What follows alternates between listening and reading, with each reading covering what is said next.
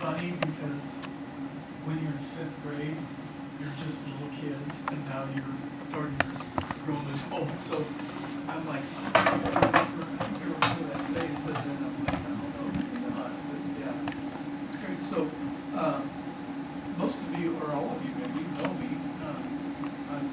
I probably wasn't the chief when I taught the class. What grade is this? Sophomore? Seniors?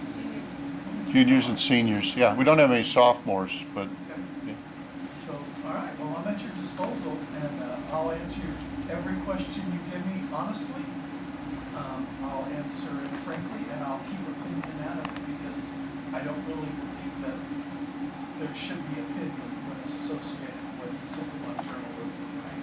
You're not looking for my opinion, you're looking for your answers. So, wherever we want to start, Mr. Springsteen, do you have a certain...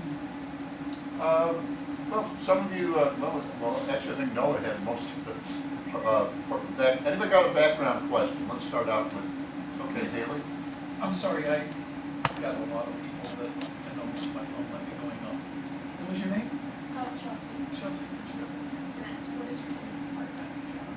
My favorite part of my job is kind of cliche-ish, if you will, but my favorite part of my job, obviously, is if you look at my history, everything that I've ever done in my life is geared towards helping people. I was in the military for 5 years. After that, I was a flight paramedic with a March helicopter for 14 years, and now I've been a police officer for over 20 years. So don't need that math, it's just a good yellow buddy.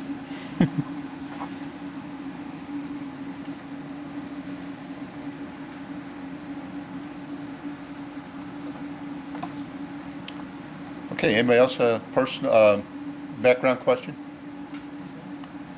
ways does the job generally Excuse me? In what ways does the job generally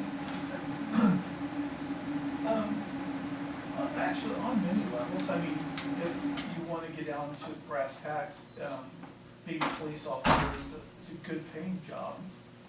It's allowed me to take care of my family. There's a lot of benefits in it in that particular sense. But to me, this community has been very good to me, and I feel like being a police officer is just a way for me to give back to the community a little bit.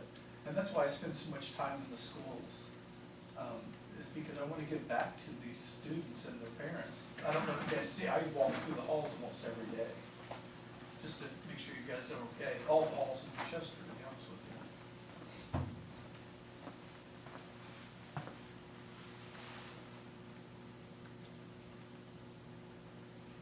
Kind of different from my old days. It was all pen and It pencil. certainly is. I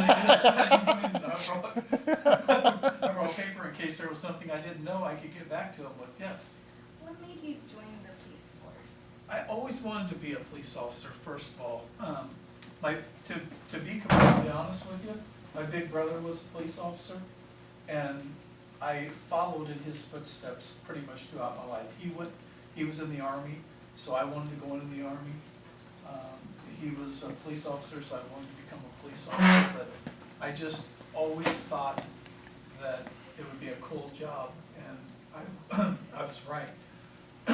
There was a show, I'm sure Mr. Springsteen can remember, called Chips back in the day. It was a police show, and oh my gosh, that show was like 2 motorcycle police officers. And I used to ride my bike and act like them when I was a kid. It was kind of embarrassing to look back on, but it's true.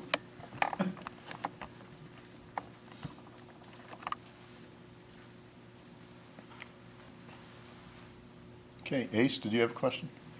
What was the most dangerous situation you've ever been in?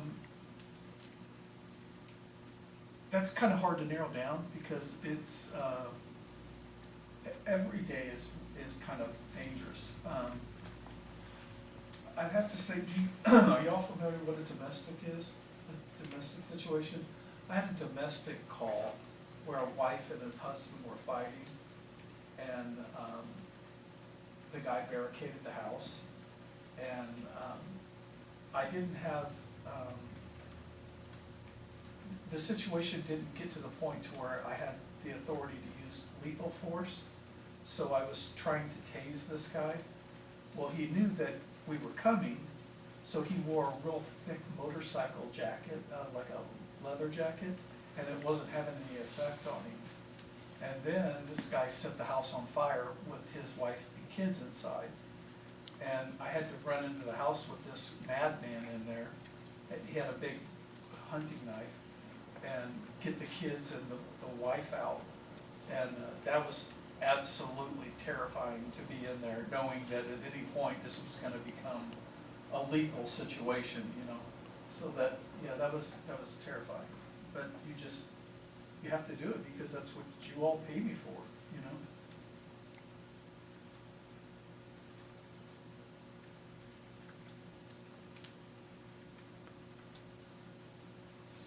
Okay, if you don't have any more background, I guess we can kind of move into some of the school safety issues. Yes, ma'am. What would be the best way to stay safe in and outside of school? This is kind of my subject too, because I'm a nationally certified active shooter instructor. So you're gonna be getting good information regardless of what you have.